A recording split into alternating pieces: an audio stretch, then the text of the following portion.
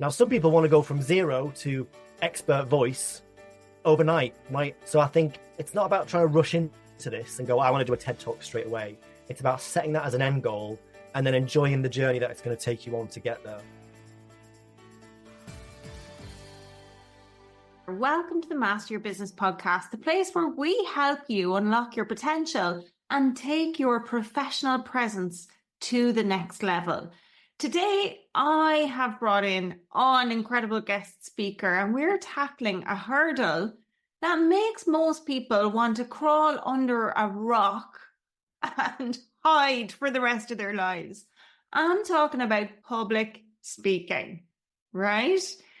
Now, if the mere idea of stepping onto a stage makes your knees knock or your palms sweaty, I can honestly tell you that you are not alone. That is more often than not me before I do any in-person speaking event. When I start speaking, my voice trembles and I feel like everybody knows how nervous I am. But guess what? There is a way to ditch that fear, those nerves, and make your voice heard loudly and clearly. Get ready to be inspired because I've got the incredible Ed Darling in the house. He's an expert speaker, coach, and founder of Project Charisma and Charisma Club. I can't help myself. I have to say it. It's about to get seriously charismatic in here. Okay, folks, grab your pens and notepads or wherever you're going to take notes. Ed is dropping some serious gems in this episode. Okay, let's dive in. Ed, I'm so excited to welcome you to the Master Your Business podcast. Welcome. Thank you very much. I am very excited to be here. Oh, folks, for those of you listening, Ed and I had met at an event and he came up to me after I'd spoken at an event and I'd been like, oh, I was secretly shitting it, you know. And Ed, as you've heard, Ed helps people with public speaking. And one of the things that Ed and I spoke about before we started recording was on the show, we don't typically talk about people's backstories and how they got to be where they are in their business. We just cut through the shit and get straight through to the practical stuff. But in this instance, I want to ask Ed about telling your backstory, because from a place of public speaking and stuff, what are the do's and don'ts around that, Ed? So telling your backstory, I guess the first thing that comes to mind is it has to be relevant to your audience. So if you've got a backstory that they can resonate with, and if you've been on a journey that your audience are trying to emulate, that's going to be really engaging for them because they're not just listening to your story, they're thinking about their own and how they can apply what you've gone through. I used to have terrible anxiety around public speaking. And when I share that with my clients and my customers and my audience, they can see that I have gone from that zero to now being able to speak confidently and think about themselves making the same journey. So I would say if it's relevant, then use it. If it's not relevant, then you don't have to. Or not everyone needs to have some kind of big backstory.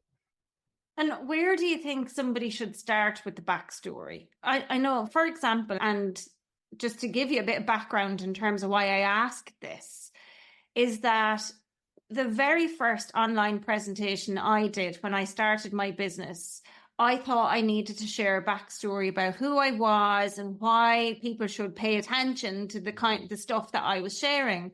Yeah. And later, somebody who I saw had attended was a mentor, and she mentors people on public speaking. And I went to her for mentorship afterwards, and I asked for feedback because she'd been on one of my presentations, and she said that I spoke for too long about myself.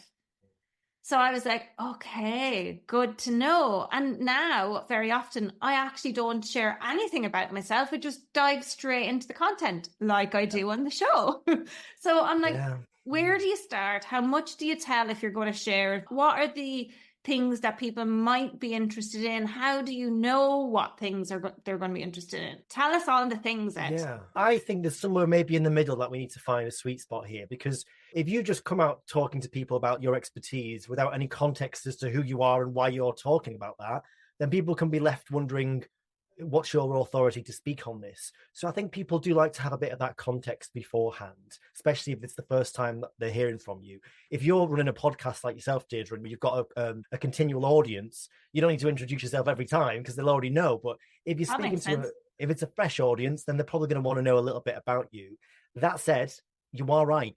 There is a balance to be found here. And I've seen it myself where people have got an hour-long presentation and the first 30 minutes is their introduction. And that can be a huge turnoff. So less is more. Keep it to the really interesting tidbits and the things that are most relevant to your audience. And you just always got to be very careful. We all like talking about ourselves more than anything else as people. You always have to just make sure you are keeping that wound in a little bit. And if in doubt, deliver that to somebody else who can give you some objective feedback beforehand. So when you say keep it to the interesting tidbits, what I think might be interesting might not be interesting to anybody else. So how can you gauge that? Ultimately, you have to ask them if you really want to get down to it. So trying to get some people who can tell you honestly, whether that's friends or colleagues, maybe sharing it with them, or just testing it with different audiences and asking for feedback afterwards. Sometimes you can't always guess at these things. You have to just find out from the horse's mouth. When I do it, and when I deliver masterclasses and speeches and stuff like that, I tend to give maybe 3 or 4 minutes is my backstory, but it is very relevant to people because I'm talking about pains and problems that they're probably experiencing right now. So it's particularly relevant. I would say if you're only spending a few minutes, then I don't think there's too much risk of it being a turn off for people. Yeah, that makes sense. And I think it's trying to figure out what are the messages that you want to get across in that 3 or 4 minutes and again, what is it you're trying to do in that 3 or 4 minutes? Should it be connection? Should it be trying to establish your expertise and your authority? What is the purpose of sharing that backstory in terms of positioning? Like talk me through your mindset when you're doing that, because I don't know the answer. That's a really good question. I think the first thing is it depends on the audience. So let's say you're speaking to a general business audience. You obviously want to build a bit of credibility is number one. You also want to be a human, so they feel like you're not just this expert, but you're an actual person who they can relate with. And I guess you want to talk a bit about shared struggles. So they know that you've experienced things that they are struggling with in whatever ways that is. And if you do that, then you've got people on side. I also think another point of this is what you might call your why, or the inciting incident that got you into it. People often like to know what first sparked Deirdre to be so passionate about business and helping other people, and where did that come from? And if you can tell us that in a little tiny anecdote that's short and sweet, brilliant, I would say. That makes sense. I like that. So it's the 3 or 4 minutes of your backstory. The goal should be build credibility, share some struggles, because that shows you're a human and it builds connection, and then share what's your why, because that might help people go, oh. Yeah, like a micro hero's journey. Here's where I very first started on this road. I had some problems and faced some challenges. Now I'm here and I've worked with X, Y, and Z clients, or I've achieved A, B, and C, and that's my credibility builders. Now let's make it all about you and how I can help you achieve the same. That would be my sense of things. Oh, I love that. And you're talking my exact language, Head. Yeah. Okay, so in terms of public speaking, and I think the first thing is, let me start at the beginning. For anybody who's never done any public speaking before, what can they do to get public speaking gigs, prep themselves for it, and then show up and deliver a fucking A-class talk?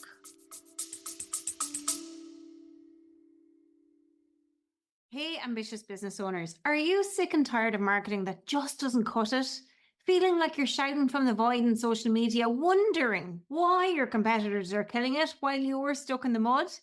Well, I've got some freaking great news for you. It's time for you to stop shitty marketing and start fucking nailing it. If you're ready to ditch the guesswork and finally attract those dream clients, then listen up. I'm introducing the Business Accelerator Mastermind, your rocket ship to client magnet status and serious cash flow. It's time to break free from those quiet crickets and unlock the next level in your business.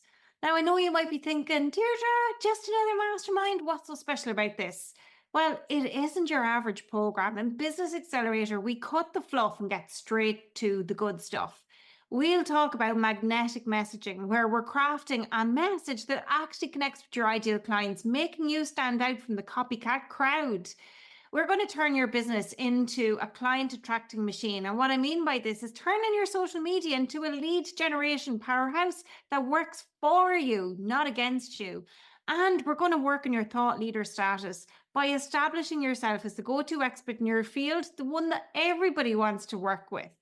And the best part, Business Accelerator is for action takers. So if you're ready to break out of that 100K income ceiling where you've been stuck and you're ready to unleash your business potential, well, then you belong here. You don't have time for wasted efforts. You need a proven roadmap to success.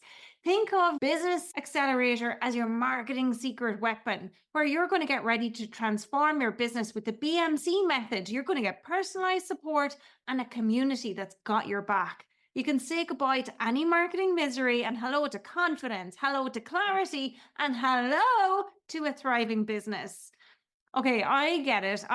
Hearing it from me is one thing, but how about this? For a long time now, I've had this goal of hitting 20K in 1 month. And so if all of that pans out, the total revenue plus projected revenue comes to around 36,750 USD. Ready to ditch the frustration and finally see the results you deserve? Well, Business Accelerator is your ticket to success. Applications are open right now, but only for those willing to put in the work up front. Visit www.deirdremartin.ie/Business Accelerator to see if you've got what it takes. Okay, that's like 0 to all the way then, isn't it? That's the entire journey. So the first thing to start with is 99% of people don't get taught how to speak in public unless you've gone to some private school where you get elocution lessons. But most of us grow up just talking like with the people that have surrounded us. So getting some training is, I think, really important, whether that's going to a speaking club, coming to a coach like me, or just watching other people who you admire and figuring out these things by yourself through practice. Second thing is about then putting it into practice. It's no good just learning how. You have to learn through doing it, whether that's showing up on LinkedIn videos, coming onto podcasts like this, speaking in small workshops. There's a lot of different routes in before you end up on that big stage. Now, some people want to go from 0 to expert voice overnight, right? And then you end up having a lack of experience and a lack of, if you're going to walk the walk, you should be able to talk the talk, and vice versa. So I think it's not about trying to rush into this and go, I want to do a TED Talk straight away. It's about setting that as an end goal and then enjoying the journey that it's going to take you on to get there. And there's that great quote, isn't it, that I heard recently, which is, I'm going to ruin this, but it's along the lines of, you don't just work on the work, but the work works on you. Not sure if you've heard this. And I thought that was really quite insightful, as in it's not just about you getting out and speaking and the benefits that you're going to get externally in your business, but it's actually going to change how you come across as well as a person. Yeah, that's deep. Yeah, it's pretty deep, isn't it? So like for me, overcoming my fears, building my communication skills, then building my business, it's changed who I am as a person as well. The battles and the fights and the trials and the tribulations you have to go through to get that, the work that it does on you is more important than the work you're doing on it, if that makes sense. And something, Ed, I want to ask you about, let's say for me and probably loads of people listening, during COVID, we all got really comfortable being on camera and on Zoom and having conversations like this, which feels face to face. And even doing webinars and stuff online face to face, I'm so comfortable with that because I feel like, oh, I'm sitting in my house and I'm in a safe space. That's how it feels. But in person, my knees are knocking, my palms are sweaty, and everything that I plan to say disappears. All of the training in the world, all of the practice you do in the world, and okay, you can practice in public and that might be different, but how can you remember what it was you wanted to say if you're like bricking it? It's hard. When you get that level of anxiety, the physical symptoms that are happening actually shut off a lot of your prefrontal cortex. So your brain is literally not functioning as it is intended to, or it is functioning as it's intended to get you away from the perceived threat that it is seeing, right? So it's very hard to fight against that biological reaction. The one thing that we have that influences that physiology, which is the fight, flight, freeze system, is breathing because breathing happens both consciously and subconsciously. So it's a little bit of a backdoor hack to change this otherwise autonomic system, which is out of our control, which is why when you feel very nervous and your knees are wobbling and all that stuff, logically you say, this is ridiculous, I don't need to feel this way, but you have no influence over what your body is doing. It's just, it's doing it automatically. Yeah.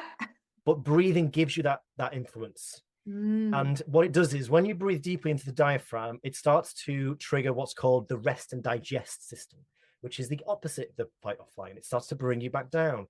But the thing is, Deirdre, it doesn't happen in a big, bold, dramatic way where you take a few deep breaths and go, ta-da, now I'm absolutely fine, nerves have gone. Unfortunately, no. On the surface, you still feel all of the same anxiety and nervousness. How it works is on a deeper level, it centers you and it brings you back down to earth. And what I find is that with a little bit of breathing beforehand, yes, on the surface, I still feel very nervous, but I will still be able to remember my points, speak clearly, and do what I'm there to do. So that is the first thing I would recommend to people. And I know that's it has happened to me a few times. And without getting even deeper today, one of the things that I realized many years ago, I used to do quite a lot of public speaking. When I work, I used to have to go in and stand in front of 15-year-old students, maybe 100 or 150 at a time, and deliver presentations. And trying to keep them entertained for an hour was like, it wasn't an easy feat, but I found that I got pretty good at it and I really enjoyed doing it. But then what happened was both my parents passed away. And when my parents passed away, I had to get up and do eulogies.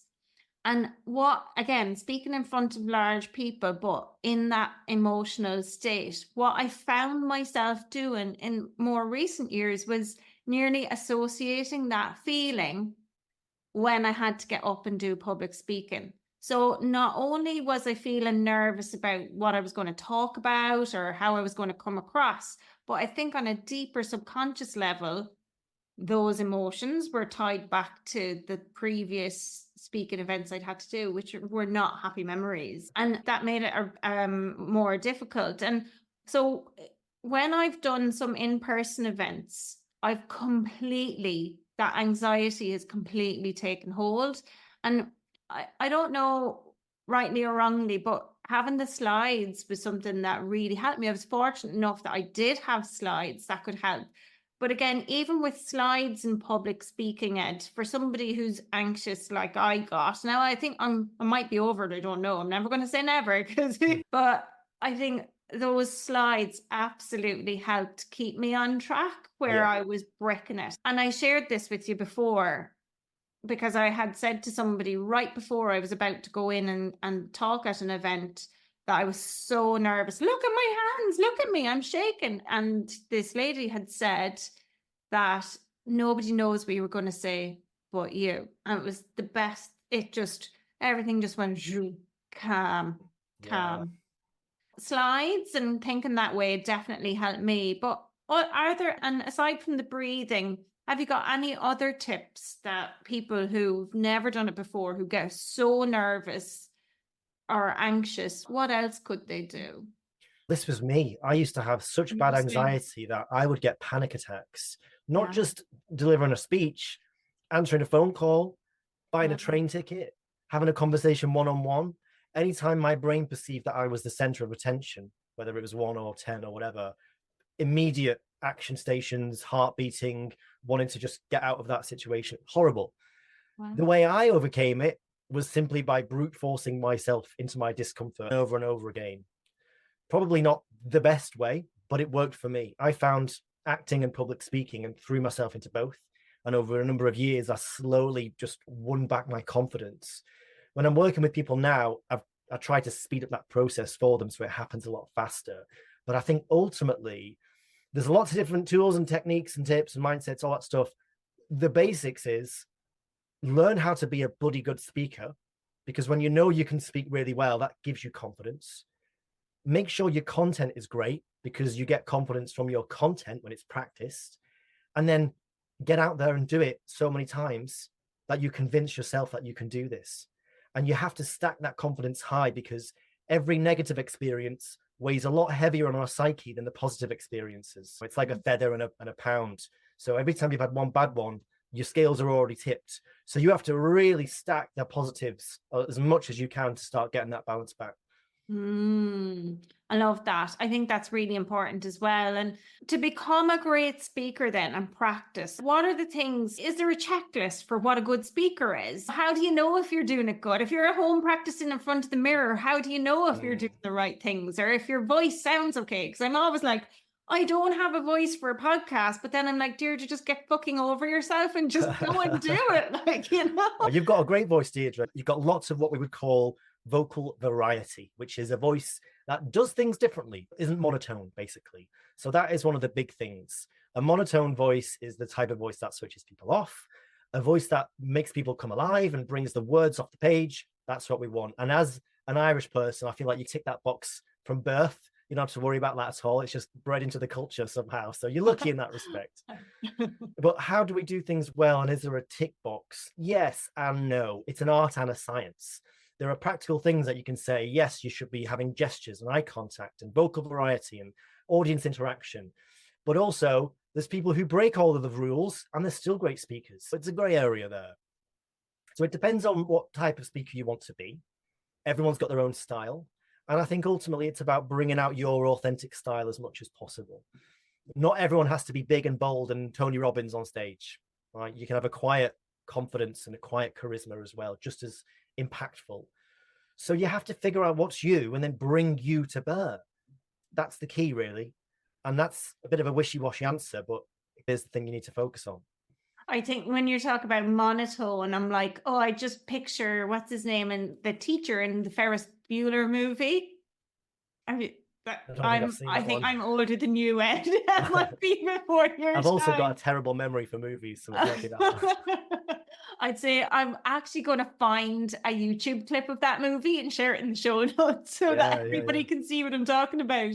Yeah, and Tony Robbins, I have to admit, I'm going to say it here publicly, I'm not a fan of listening to Tony Robbins. I just can't listen to him. What is it about him that you can't listen to? It's his voice. The husky, kind of almost like he's lost his voice half the time. Yeah, and I think it's the tone and the voice. Yeah. I listened to a podcast not that long ago, Tony Robbins, and I think he does so much speaking that sometimes his voice is very husky. And not surprised when he's on stage for 8 hours a night or whatever it is. But yeah, there's a personal taste and personal preference to that as well, right? Some audiobooks you just don't want to listen to because of the speaker, and other times they can be great. So there is a bit of a personal preference there. But generally, people like voices that are clear, they are engaging, they're not too far on the extreme of any of these qualities. So one quality is the tone of your voice. And on one extreme, you have what's called quite a harsh, brassy tone, where people sound quite resonant, but it's not very nice to listen to for very long. And then on the other end of that scale, you've got a very breathy tone, which is the therapist voice, where you might say, come and sit down. It's very soft, but it lacks a bit of that authority as well, though, right? So everything's about finding the middle ground, but also not getting stuck there and having a bit of movement in these things. I love that. That's interesting, actually, to think of it that way as well. And I suppose some of the things with speaking is putting yourself out there. It's like you said, you pushed yourself to do it. So if I'm somebody who's listening and I've never done a public speaking gig before, how do you start? How do you find them? How do you create opportunities for yourself to be able to push yourself and go and do them? Yeah. Become that next Tony Robbins. Become the next Tony Robbins. Yeah. With a nicer voice. With a nicer voice, yeah, if that's possible. There's a lot of different things you can do, Deirdre. Now in the digital age, anyone can be their own little celebrity, can't they? We all have access to what would have cost hundreds of thousands of pounds 20 years ago in terms of being able to get yourself out there. We can all do it now with our phones. So I consider that public speaking in a similar way as being on a stage with a real life audience, and often one begets the other. So if you're showing up on podcasts and videos, people tend to see that and clock it and start associating you with whatever that thing is you're talking about in a branding sense. And then when they've got an event, they might say, oh, I see Deirdre does a lot of videos on this. Let's get her to speak on this thing. So often it's just getting yourself out there. There are things that you can do on the kind of starting edge where it might be going to a speaking club. Toastmasters is great. I was a Toastmaster for 4 years. They have clubs all over the world. I've been to Toastmasters in Germany and in Ukraine and all around the UK as well. And also, if you go on things like Meetup and Eventbrite and find little groups that are doing what you want to do and offer to speak for free, that can be a great way to start as well. I love that. And Ed, we talked about before we hit record as well, thought leadership and putting yourself out there to build your brand and how public speaking can help you do that. Will you touch on that for listeners? Of course, yeah. So I feel like in terms of thought leadership, I think when people are watching you, we are inherently judging someone's credibility based on what they're saying, but also in the circumstance in which they're saying it. So I'll give you an example, right? Let's say I go on LinkedIn and I see someone with a lovely profile. Okay, tick, a little bit of credibility. Then if I see that they've posted a text post on their thing that's quite interesting, again, another tick, a bit more. If I see them speaking on camera in a video, that takes a bit more expertise and a bit more courage to do that. So they've got another tick. Then if they see them doing a live, that takes even more experience to push yourself to do a live. Then if I see you in person, so there's kind of like almost a step-by-step approach to this, to building that credibility and building that thought leadership. And of course, the best people that you see, they're just doing it all over the place, right? They're doing the live speech, they're recording that, then they're putting the clips on LinkedIn, and it's just a whole big web of content that they're doing. So that's maybe like a broad picture of what the game is. I guess the other thing to say would be you have to know what you want to talk about, and you have to be able to stand for something. So you can be educational, you can be inspirational, you can be entertaining. Ideally, you can be a little bit of everything. And I was working with a client this morning, like I mentioned, who has already got a very successful business and is trying to build a brand. And one of the things that we said was, figure out who else is out there already who is doing what you want to do in the style that you want to do it, and take a little bit of inspiration from a few different people and mix it into your own thing. It's hard to create a personal brand from scratch that's completely unique, but we can be inspired by people around us, and then from that mixture, find our own unique thing. Is there any other angles that you wanted me to approach that from in terms of the thought leadership? Yeah, I think, let's say in terms of the area of expertise, probably a lot of the people who are speakers, and I'm guessing they're self-employed or they're business owners, it's not so often, or maybe they're sports people. But if I think about the people I've heard public speaking, they're not so often employees.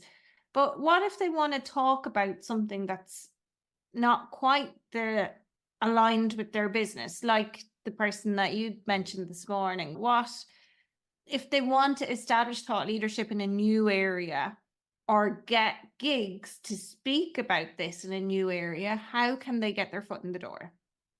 Yeah, it's a good question, Deirdre. And I'll be honest with you, it's a bit of a new realm for me as well. I don't pretend to be an expert in every single area. So it's good to hash this out, I think, because it's an interesting thing to think about. I guess you have to tread carefully, because it's almost like if you turn the heat up too quickly, the lobster will crawl out of the pan, which is not a very nice metaphor. But if the lobster is your audience and your brand is the heat or the cold, that's what you're doing if you jump into something different. So you want to slowly introduce, oh, now Ed's talking about this thing. And no, it's over time, I can see he started here and there was a mixture, and now he's talking about this thing, but people have come on that journey with you rather than you just jolting them. So I think you have to be a bit strategic about it. But ultimately, you want to be talking about what you're passionate about, I think. And that's when the best you will come forth. That's when you will be the best speaker, when you're talking about something that truly inspires you. And if you feel it, then your audience will feel it. Whereas if you're just going through the motions, talking about such and such a dry topic, good luck trying to be really inspiring to people. Yeah, that makes so much sense. And I think probably, yeah, it's that passion, isn't it? It's the people who are so passionate on stage, or when we hear them speak, and they're the ones where we're like light bulb moments or paradigm shifts, or they're the events that you remember, aren't they? Definitely. And I'm thinking back to your speech, Deirdre, because I've seen you speak twice now. Firstly, when you were doing the keynote style with the slides, and then when you went on the panel. And just going back on that for a second, because it's so funny, and I see this all the time, that your experience of being so nervous and trembling just does not translate to what the audience sees whatsoever. First time I saw you speak, I was like, wow, she's very confident, and you'd just come from some other speaking gig and you'd flown into Manchester, and I was like, wow, you're obviously doing so much. Behind that, you're having a very different experience, but your audience don't always know that. So you have to remember that it's not always as obvious as it feels like it would be. Mm-hmm. Yeah, and at that first one, Ed, as well, if you remember, anybody who's listening, if you saw me speak at that gig in Manchester, my nerves did get the better of me, and it came through in swear language. So I do swear, but I swore an awful lot more in that live event, and that was nerves. But do you know what? I only clocked that when you told me. When you mentioned it, I was like, oh, that makes sense. But when I was just watching from the audience, and I'll be honest, I'm not the sharpest tool in the box, so I don't always pick up on these things. I watch films and I will completely miss all of the subtext. So that's where I'm coming from here. But I just thought you were enjoying yourself and you were matching the energy of the room, because it was a very informal, creative session, wasn't it? And a lot of other people were being very authentic in how they spoke. So I thought more of that was coming through of you. But yeah, it makes sense as well that if you're a bit nervous, you tend to do these things without always being aware of them. But I still think you spoke excellently and you came across lots of passion, lots of enthusiasm. And this gets to a great point, Deirdre, which is that enthusiasm plus clarity beats confidence. Everyone puts confidence on a pedestal. Hang on. Enthusiasm plus clarity beats confidence. Yes. That's powerful, Ed. When we get up to speak, we are fixated with confidence and we think I need to feel, look, sound confident, otherwise I'm no good. But the reality is you never have complete control of how confident you feel. We just don't. No matter how much you prepped, you still might feel really nervous. So it's not the right thing to focus on. Better to focus on your enthusiasm, right? Showing it with that passion, regardless of how you feel. That's a quality you can always tap into, even if you feel uncomfortable. But then also backing that up with the clarity as well. Because if you're all the enthusiasm, but no one can understand it, then that's not good. And if you're really clear, but not passionate, that's a bit lackluster. But if you can get both, people will forgive you for looking a bit nervous or not being entirely confident. That doesn't matter at all. I love that. Write down enthusiasm plus clarity beats confidence. I'm seriously going to take that with me forevermore. I'm never going to forget that. Thank you, Ed. And yeah, the second time you heard me speak, it was at another event in Manchester again. And I was on a panel this time. And on the panel, I was so nervous again because I think I might have done a panel discussion before, but this time I felt like really intimidated being on the panel. And I was really worried if I'm the third person, because there was 3 of us on the panel, if I'm the last person, number 1, will I remember the question that was asked first? And number 2, will I have anything left to say? So yeah, those were like real life thoughts going through my head, which made me so much nervous sitting up there in front of like 100 people. What tips do you have for anybody who finds themselves on a panel? Please share. Okay, I'm going to give you 2 different tips then, okay? Firstly, a very practical one would be, usually on these panels, you can get a list of questions beforehand, or at least topics. Some people I've heard even give the organizers the questions and they say, right, I want you to ask me A, B, and C, usually when they've paid to be on the panel, which happens a lot in the corporate world. But if you can prepare some answers beforehand, and for each of those questions, if you can have a story attached to it, then regardless of what anyone else says, they're never going to have your story. They're never going to be able to steal your example. So even if it covers the same ground, you can say, that's a brilliant thing that such and such has just said. I've got a story that aligns with that perfectly. Right, that's job done. The other piece of this would be, being on a panel is also a skill in improvised speaking, because you have to think on the spot. Even if you've prepared some of your answers beforehand, there's also an element of spontaneity there. And improvised speaking is a skill in and of itself compared to prepared speaking. Someone can be great at one, terrible at the other, vice versa. So you have to practice both. And the skill of improv is this weird, elusive thing of being able to let go of control and let your subconscious mind feed you with whatever you're going to say, and not try to second guess what thoughts come up or query them and think, I can't say that, or I better not mention this, or you just got to switch off the thinking brain and let yourself flow. And that's scary because who knows what you might say, right? You could say something terrible or embarrassing, but you have to do that in order to get the good stuff to come out. So it's a skill of letting go and just letting it happen as it may. Yeah, I remember distinctly in that session, I asked a question and I got people in the room to stand up. And that was like totally off the cuff. And then I was like, oh shit, what if nobody stands up? You know, where am I going with this? I don't know. And honestly, for those of you who've heard me speak, especially in person, my mouth runs faster than my brain, so sometimes I don't know where things are going to go. And when it's not a presentation per se, if I'm just getting up and standing off speaking off of the cuff, I really have no idea where I'm going with things a lot of the time. And that's something, I suppose, from practice that it can help you keep on track. Or do you have other tips to make sure you do? Because I can wind up down a rabbit hole. And so even when I'm doing solo podcast, I have bullet points and notes so I don't get too distracted and talk for too long, because I could. Yeah. I think you've hit the nail on the head there, Deirdre, which is to have a structure in mind. And the structure isn't about planning out each word and each sentence. It's the pinpoints along the way that you're going to roughly stick to. And you can have a structure that you use whilst answering an improvised question. For instance, dead easy way, you might ask me, Ed, what are your best tips for public speaking? I haven't thought about it. I might just say, here's my 3 best tips. I haven't decided what my 3 best tips are yet, but I'm gonna lock myself into that structure from the beginning so that I know that wherever I go with it, I'm going to give you 1, 2, and 3. And that's going to feel like a much more cohesive, a much more compelling answer. And you can use that on bigger scales as well and with different structures. You can talk about, the one I love is the past, present, and future. If you're talking about an industry, I might say the public speaking industry, in the past, it used to work this way. Now, here's how it's operating. We've got online things. And in the future, it's going to be this. So if you can have a few structures in your back pocket, tie yourself to it when you start the question, then feel free to improvise, but you won't be able to stray too far. That's a really great tip.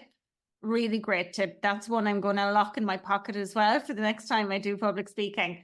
And I have one final question, actually, because some of my clients, Ed, a lot of them are coaches and consultants, and several of them work with corporates. They work with teams and they work with executives in corporates. And often part of what I'm helping them to do is to get their foot in the door so that they can get coaching gigs and stuff like that. But how or what tips do you have for people to get their foot in the door for a company, a corporate, a global organization who's maybe putting on an event or who has a panel opportunity for somebody to go on? How can you get known by those so you can get in the door? I think, again, it's like a step approach where you have to be able to climb up the steps. I've done a lot of corporate training, not with international mega corps, but with a lot of small and medium-sized businesses around the UK. And for me, the way it's worked is you have to put stuff out until one fish bites, right? You have to keep throwing your rod out with content and videos and things until you get one bite, and then do a bloody good job of it and make sure you get the testimonial and make sure you leverage it as much as you can.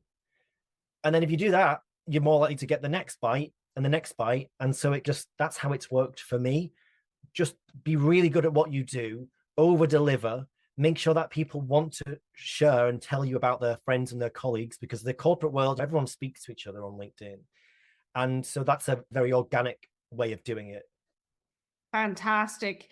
Ed, I think some of my biggest takeaways are to answer with the panel question, as in, give me 3 tips. Here are my 3 tips, and locking yourself in. I don't even need to write that down. I'm forever going to remember that one. And enthusiasm plus clarity beats confidence. Ed, before we wrap up, is there anything else that you think somebody who's about to embark on a public speaking mission or experience, whatever you want to call it, is there anything else that they need to know or should know, or any other tips or advice you got? I think if someone is really anxious and nervous, because that's what we talked about a lot, I think one of the first things that you need to do before all of this other work is to really accept how you feel. So when I had real social anxiety, anytime it would trigger, I would fight against it. And I would be ashamed and embarrassed. And I would think, I shouldn't feel this way. I shouldn't have this a reaction. And there's a great quote by Carl Jung who says, what you resist persists. And I was resisting it for so many years. I was stuck with it. It didn't go anywhere. It just got worse. And only when I got to the point where I could say, do you know what, Ed? It's fine. I'm going to be nervous. I'm going to feel completely panicked. But on a deeper level, I'm going to be okay with that. That's when things started to shift. And so what would be my first bit of advice to people. You have to learn to have radical acceptance. When your nerves come, don't just say, I accept them. Say, I embrace them. Yes, I'm glad I feel nervous. I'm glad I've got this tension in my body. I'm going to use it. I'm going to be thankful for it. And you have to just reframe it as much as you can to push through. And that's when you can start moving in a more positive direction. Love that. Love that. Ed, I'm going to share where everybody can find you in the show notes and everything, but is there anything exciting coming up for you for the rest of 2024? What's happening in your world? We'll talk about comfort zones. I've been pushing my business comfort zone recently, launched my own community group program. I've been doing one-on-ones and team training for a long time, and I've wanted to evolve that to a more scalable delivery. But building a community, it's not build it and they will come. It takes a lot of work and craft, and it's difficult. So I'm in the middle of that right now. But if people are interested, now's a great time to join. If you want to get some public speaking practice, join a community of people who are all working on the same goal, then follow me and I'll be happy to tell you a bit more about it. Woohoo! Exciting. Fantastic, Ed. Thank you so much for joining us on the Master Your Business podcast. And folks, check out Ed's details over on the links below. Thank you. Thanks, Deirdre. What did I tell you? Some serious gems, right? What an incredible session. Remember, true confidence comes from action. Now, if you're ready to take your communication skills to the next level, feel free, reach out to Ed at Project Charisma. You never know, we could be going and watching you on stage, speaking somewhere really soon. And if you loved this episode, follow the Master Your Business show on your favorite platform. Leave a rating and a review. Your feedback really means the world to me, and it helps other people find the show and get some of the nuggets that are within, and share it with people who you want to see do well in their business as well. A rising tide lifts all the ships, right? So, my dear, until next time, keep mastering your business.